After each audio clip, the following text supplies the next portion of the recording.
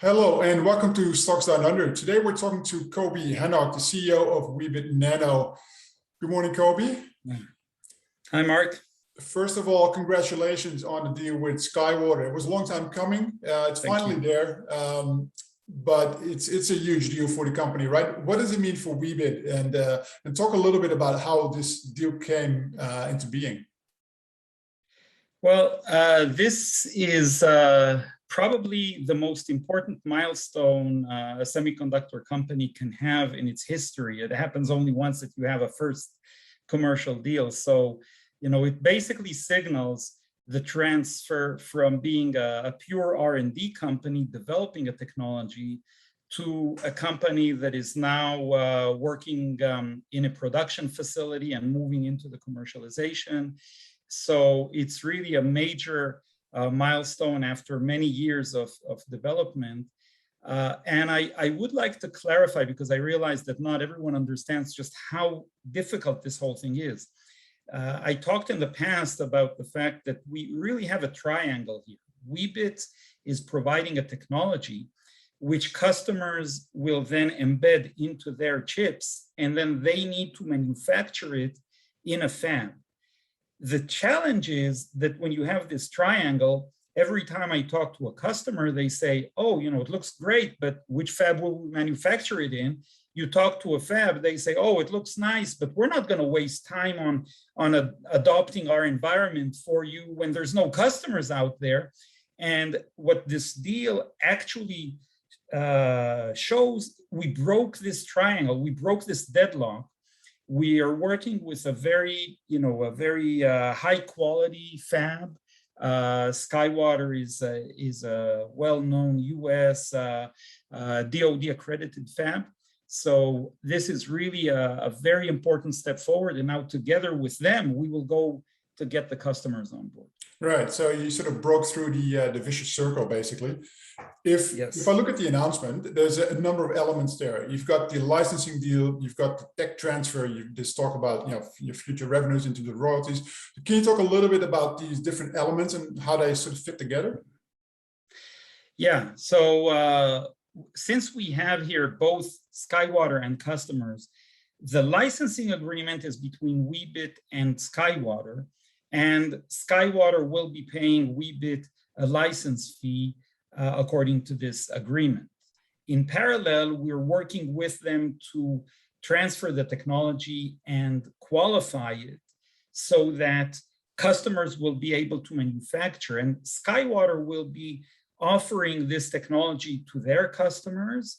Weebit will be bringing potential customers also in, and when the customers come in, they will be paying for each product that they do. Basically, they will be paying a license fee to license the technology. They will be paying us royalties, and these products normally run for many, many years in production. So you have a constant flow of royalties coming in. And some of those will actually want to do adaptations to the technology. So they'll also be paying us engineering fees for all of that work. Right. Okay.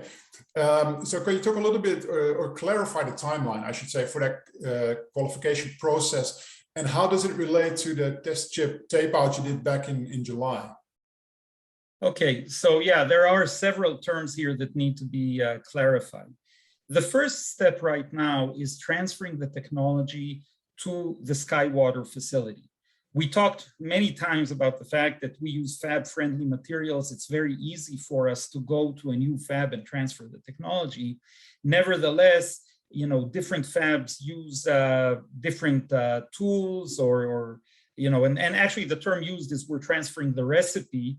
And, just like in the kitchen, when you bake a cake, we're talking about ovens, a key part of the manufacturing of semiconductors. So, they use different ovens and so on. We need to transfer the technology, adapt it to their environment. That's the first phase. That will take us a few months probably. And then we need to go through qualification. Qualification means that you need to run a lot of wafers through the fab and verify that all of the dies on all of the wafers, the die are basically the chips, what we end up calling, all of them meet the technical criteria. All of them perform uniformly. They all work the same. They are all, because in mass production, you can't have any deviations. Everything needs to be the same between wafers, on the same wafer. Everything needs to work the same. That's a long process of just running a lot of wafers through the fab. We expect to finish the qualification process about a year from now, towards the end of next year, so that towards the end of next year, we will be ready to start volume production. In parallel, there's the R&D work that never stops. Okay, actually, even when you're getting into production mode, you even have to accelerate R&D so that you keep improving the product. The test chip that we announced is part of the R&D work. So we did that with Leti. It's been taped out in the Leti facility, before we signed this agreement with SkyWater. We will get the results from Leti, and whatever we learn there, we'll actually be transferring also, of course, to SkyWater to improve the technology. Right. So is this qualification process something that every new customer or foundry that you work with needs to go through, or is it a one-off? It sounds like it's something that every customer needs to go through. So actually not. What we do is we need to qualify the technology. So once the technology is qualified, even if different customers want somewhat different modules, the base technology is the same. So you don't really need to do a requalification. If they want major changes, there will be some additional testing done, etc. But the qualification is basically, once you have the technology qualified, you don't need to requalify all the time. Right, unless you want to go into a different fab, different company. For sure. And yeah. By the way, it's important to clarify, this licensing is non-exclusive. Weebit will be actively working with other fabs to bring more fabs on board.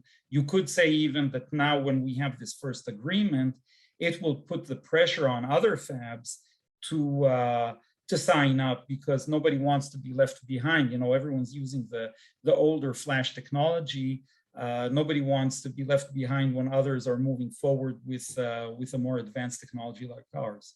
Yeah, and so talking about the technology, the 130 nanometer node is relatively old. What does the working with SkyWater at this node specifically bring in terms of advantages for you guys? Well, the fact that this technology has existed for many years doesn't make it anywhere near obsolete. Many products don't need more advanced nodes, and more advanced nodes are just more expensive. So if you don't need the specific technical features that more advanced nodes give you, it's better to stay on 130. And 130 is actually one of the most popular nodes today in the industry. So it's not, kind of old, obsolete, or something like that. It's actually very, very active. This is the most the most active node at SkyWater today. And many products are manufactured at 130. So for us, this is good because it's less challenging. It's a faster path to revenue. I always have in mind our investors want to see us bringing in revenue. There's no need for us to make bigger effort and go through much more difficult qualification processes on smaller geometries when we can do it here with SkyWater on 130. There's a big customer base waiting for it. And after that, we can continue to the smaller nodes. And we are obviously working on smaller nodes. Yeah. All right. And and I think SkyWater's got a 90 nanometer line as well in Florida, one of their other facilities. But in terms of, they have 90. They're working on even smaller ones. They're making big investments now. SkyWater, by the way, SkyWater has been making big investments, and now with President Biden's $52 billion US fund set up to boost semiconductors in the US, they're going to be one of the key benefactors of that fund. They're going to have a big boost of investment And I think you probably saw the picture of President Biden holding a SkyWater wafer. You know, it's not a surprise for me that he was holding a SkyWater wafer and not other wafers in his hand when he was talking about semiconductor infrastructure in the US. Yeah, look, I think there's less than 100 companies accredited under that program, right? So if a foundry like SkyWater is part of that, that's a very big deal. Yeah. In terms of their customers, so Infineon from Germany is one of their bigger customers, I'd say, in terms of company size. They acquired Cypress a little while ago, 2 years ago, I think. So that's US based. Yeah. But if you look at the product categories or the verticals, I should say, so you can talk about automotive or defense or industrial or consumer, whatever it is. Where do you think Weebit's products will end up the fastest in terms of where do you see it end up in commercial products? Well, we're starting to work now with SkyWater on approaching their existing customers because that's the lowest hanging fruit, and presenting this to them. Many of those customers are more in the defense, in aerospace, and so on. So that's going to be the first customers we talk to. But of course, they also serve already, and they've been expanding into automotive, into cloud computing, into consumer. So we'll be working with them and approaching more and more potential customers. There's going to be a very intensive work here. All right. Looking at that process that you just described, the qualification by SkyWater together with you guys, but in a broader sense, onboarding new companies, new customers, it's a huge undertaking. Given Weebit is a relatively small company still, what is the capacity to onboard multiple new customers at the same time or simultaneously? How many could you handle at one particular time? So we're starting off totally focused on making the qualification with SkyWater a success. And by the way, one thing that I didn't mention, but I had some people ask me, well, what exactly is SkyWater investing here? I mean, is this just Weebit investing or whatever? I have to make this small comment. I believe everyone already knows there's a huge shortage in chips, in semiconductors in the world right now. Fabs are, producing as much as they can, as fast as they can, 24/7, getting as much revenue as they can. The fact that a fab is going to allocate time in their production line for working with us to transfer the technology and qualify it, that's a huge statement by SkyWater. And I think it's very important that people think about it for a second. They could have been running production wafers, generating revenue through the fab. So that's a key comment that I would like to make. We'll be very focused with them to make this as efficient as possible and get this out there. We're going to be bringing customers on board. I want to make this a big success for Weebit and for SkyWater. So have multiple customers with multiple products being manufactured there. And we can handle, once we ramp up, once we get this qualified, we can handle many customers. And in parallel, as this qualification process moves forward, we will be talking to other fabs as well. So it will be, we'll be broadening this. We can broaden it to many, many customers. Right. So yeah, that brings me to my last question, really, and you partly answered it, because the question, of course, on investors' minds right now is, okay, so what's next? So they know what's coming next with SkyWater, but what's next in terms of potential new foundries? I'm not saying customers specifically, because that could relate to SkyWater customers, but foundries or production partners. What should they be expecting? And in terms of timelines, can you talk a little bit about what is on the horizon in, say, the next 12, 18 months? I would say there are a few parallel paths happening here. We have an incredible technical team that's going to be working with SkyWater, of course, on the technology transfer and qualification and so on. That's one path.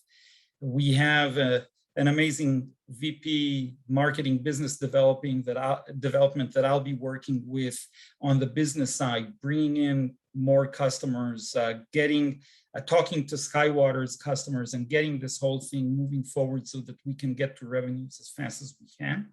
And the third activity, as I mentioned, we have to keep pushing the R&D activity full force ahead to keep improving the technology. in high tech, if you don't run forward all the time, you're basically falling behind. So these are going to be 3 parallel paths that are going to be the key focus in the next 12, 18 months. All right. Well, thanks, Coby, for taking the time out of your busy schedule. It must have been you must have been flat out in the last couple of weeks, and it sounds like you've got a lot of work cut out for you in the next 18 months. So thank you very much. Yeah. Thank you.